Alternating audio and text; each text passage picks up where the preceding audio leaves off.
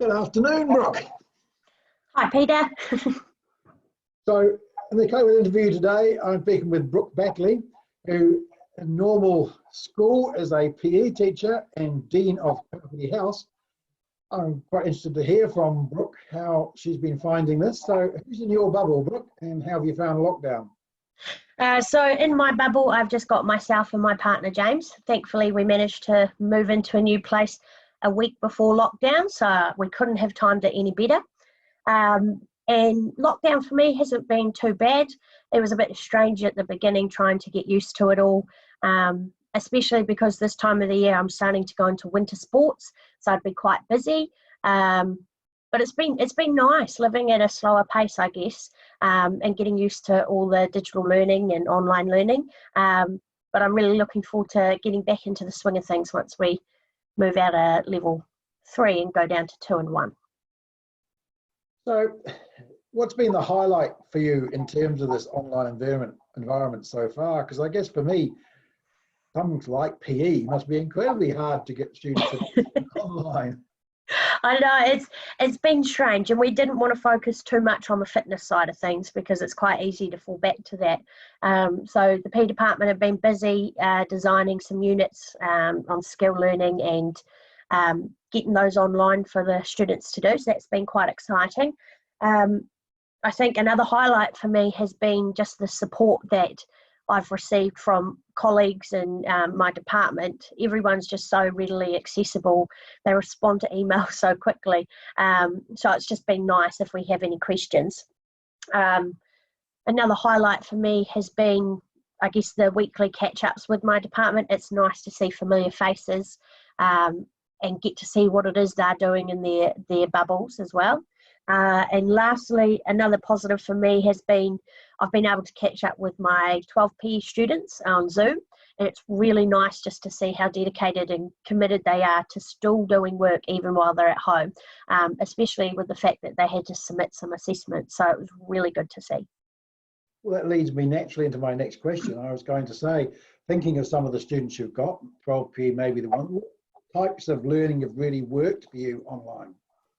So with my senior students, we've been having some Zoom meetings. We post weekly, weekly work onto OneNote for all of my classes. But it's been really good to have face-to-face chats with, especially my senior PE, because we've been talking about assessments, and it's good to just have those discussions. I've really missed the face-to-face interaction and being able to ask those questions and have a really good discussion around it. So Zoom's been really good in terms of being able to do that. And what's been the biggest challenge for a PE teacher in this lockdown? Well, I mean, lucky for us, I mean, you're still allowed to get out and exercise and things like that. So we can still help our well-being by getting out and being active. And for some people, that's a way to help cope with this situation.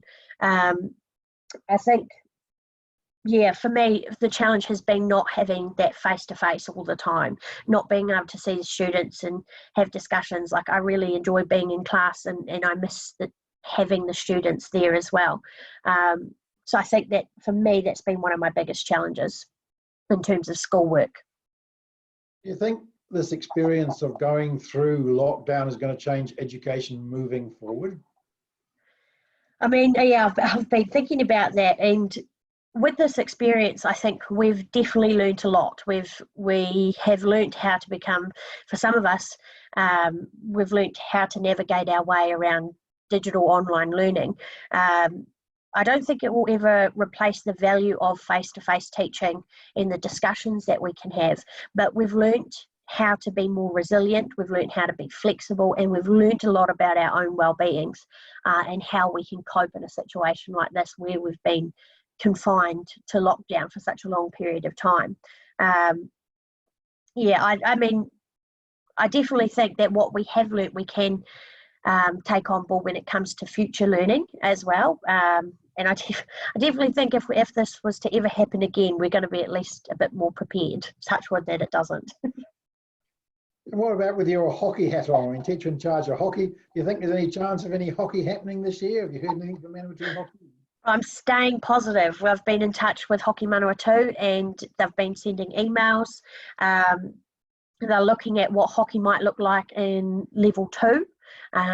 They said that they definitely want to get some sort of competition up and running if it's not our usual one, which is what which would run over the period of winter. They want to try and get something. So at the moment, they've sent out surveys to see what the community would like hockey to look like going into the future and once we're out of this. I imagine watching a game of hockey when you had to keep 2 metre spacing would be very rather interesting. I know.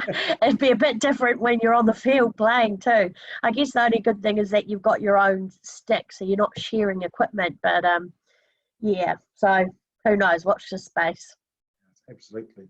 So what are you looking forward to most about getting back to school? Definitely seeing everyone. Catching up with everyone, staff, colleagues and students as well. I was also thinking about it. I was talking to Deb Litley the other day and Georgia Taylor, and we miss our Pastoral Lane takeaway lunches that we used to have. So we're really looking forward to getting back and supporting our local businesses and getting those lunches again. Yeah. And you personally, when you get out of lockdown, what's the number one thing you've been missing? Oh, I've got 2 things. The first thing, I'm very family orientated, so I cannot wait to go and see my family. They live, most of them live out of the region, so I haven't been able to see them at all. So giving my mum and my family a big hug, that's first on the list. And secondly, my sister gave birth to my nephew the day after Anzac Day. So I'm really looking forward to being able to go and give Harvey some cuddles instead of just seeing him on photos and Facebook videos. So yeah, I'm really looking forward to doing that too. Yes, me too. I've got a grandson 2 months old now who I've yet to hold. I only see them online, so. And they grow very quickly too. She sends updated photos, and yeah, both my niece and nephew, they seem to be just shooting up. So I can't wait. So as you know, the purpose of these COVID interviews is to get a whole lot of perspective. So my challenge to you now is to interview like this and interview a student and hear their perspective on being in lockdown. So I look forward to hearing that. And thank you for speaking with me this afternoon. No worries. Good to see you as well.